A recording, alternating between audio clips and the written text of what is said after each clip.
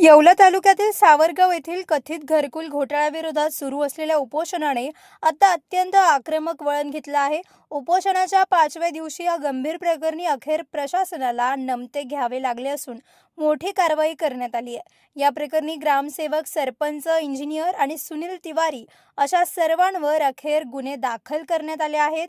प्रशासनाच्या उदासीन भूमिकेवर तीव्र नाराजी व्यक्त एकलव्य संघटना महाराष्ट्र राज्याचे संस्थापक अध्यक्ष शिवाजीराव ढवळे यांनी आंदोलनस्थळी भेट दिली। यावेळी त्यांनी आपल्या खास एकलव्य स्टाईलमध्ये येवला गटविकास अधिकारी संदीप वायाळ यांची चांगलीच कान उघडणी करत प्रशासनाला तीव्र इशारा दिला। ढवळे यांच्या आक्रमक पवित्र्यामुळे प्रशासकीय वर्तुळात प्रचंड खळबळ उडाली आहे।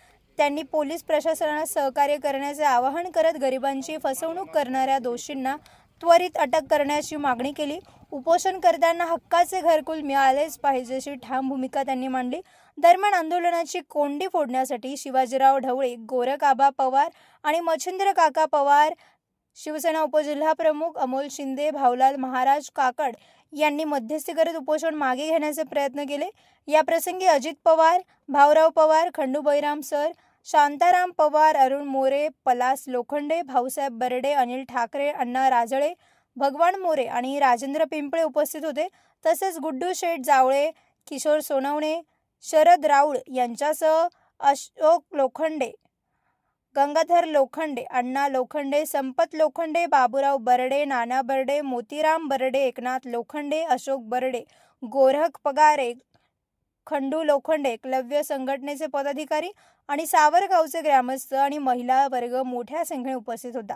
गुन्हे दाखल झाले असले तरी दोषींना प्रत्यक्ष अटक होईपर्यंत लढा सुरूच ठेवण्याचा निर्धार ग्रामस्थांनी केला। Bureau report, Sachin Wakhare, Yeola.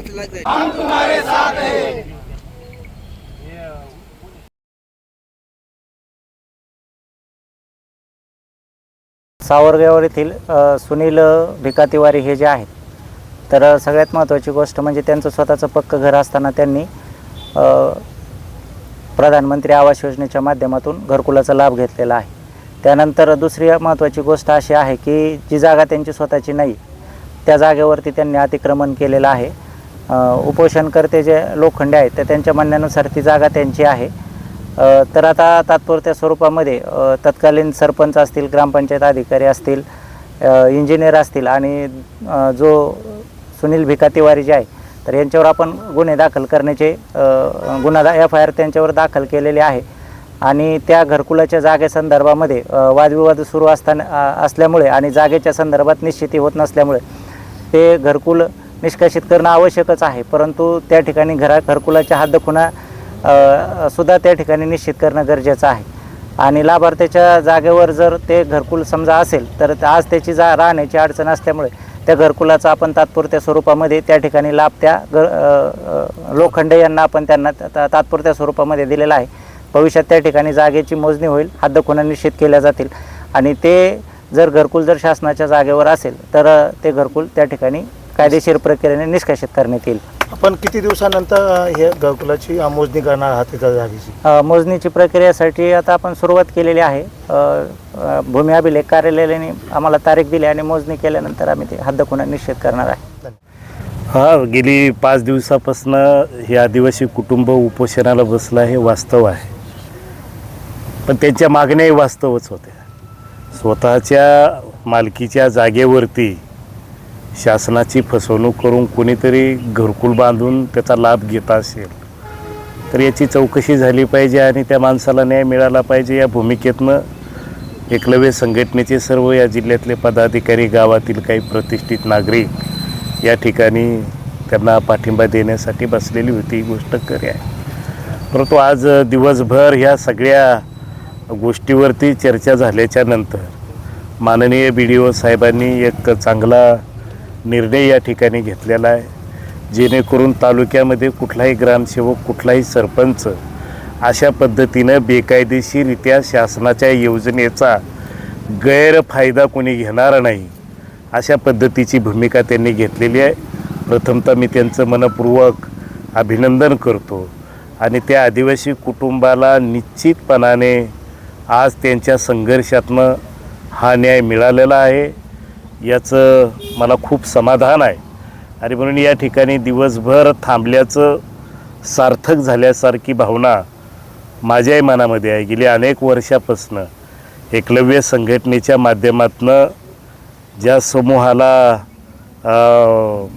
वेठबिगारीचं, लाचारीचं जिनं त्यांच्या वाट्याला आलं, त्यांना प्रतिष्ठा मिळावी, त्यांना सन्मान मिळावा. ते देशाचे मूळ मालक आहेत, आद्य नागरिक आहेत आणि म्हणून त्यांचं सन्मानानं जीवन सुकर व्हावं याच्यासाठी जी शासनाची धोरणं त्यांच्या विरोधात असतील ती धोरणं व्यवस्थित करण्याच्यासाठी महाराष्ट्रभर हे संघटन गेली 25 वर्षापासून आम्ही निर्माण केलेलं आहे.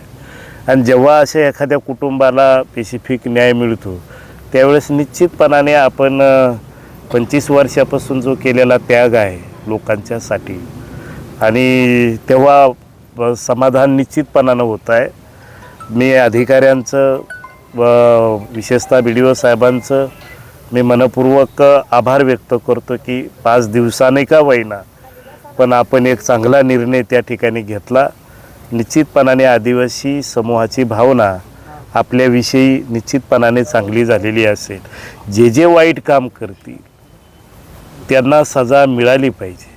या तालुक्याचं राजकारण, या तालुक्याची परिस्थिती बघता इथल्या गरीबातल्या गरीब माणसानं सुरक्षित राहायचं का नाही राहायचं, कोणी कुणाच्या जमिनीवरती ताबा करतं आहे, कोणी कुणाला अडचण आणतं आहे, कोणी कुणाला मारहाण करतं आहे. एक प्रकारची दहशत या तालुक्यामध्ये निर्माण झालेली आहे आणि निश्चितपणाने ही दहशत मोडीत काढण्यासाठी मला स्वतःलाही माझ्या आवडीचा कार्यक्रम आहे आणि तो अधिक गतिमान करण्यासाठी आम्ही कटिबद्ध आहोत. सावरगाव येथील घरकुल वाटप संदर्भात जो गैरव्यवहार झालेला आहे त्या अनुषंगाने BDO साहेबांनी नियुक्त केलेले ग्रामसेवक यांनी आमच्या इथे 318(4)(3)(5) प्रमाणे फसवणुकीचा शासनाची फसवणूक केला म्हणून गुन्हा दाखल केलेला आहे. यामध्ये 4 आरोपी आहेत. 4 आरोपीवर आम्ही गुन्हा दाखल करून पुढील कायदेशीर कारवाई करत आहोत. तर मनामध्ये खूप आनंद होतो आहे.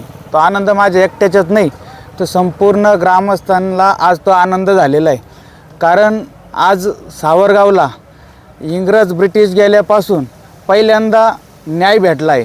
पण वाईट हे वाटलं का तो न्याय भेटत असताना एका गरीब कुटुंबाला त्या ठिकाणी उपोषण करावं लागलं आणि बिना अन्न पाण्याचं आज 4 ते 5 दिवस त्या ठिकाणी उपाशी राहावं लागलं. वाईट हे, पण ते सुद्धा आम्हाला त्या ठिकाणी आता थांबून की त्याचा आनंदामुळं आम्हाला आज ते 4 दिवस त्या ठिकाणी त्रास काढावा लागला, तो सुद्धा फिका वाटतो आहे. कारण हा न्याय जो भेटला तो एक आमच्याकरता एक समाधानकारक आहे आणि आनंदाची बातमी आहे.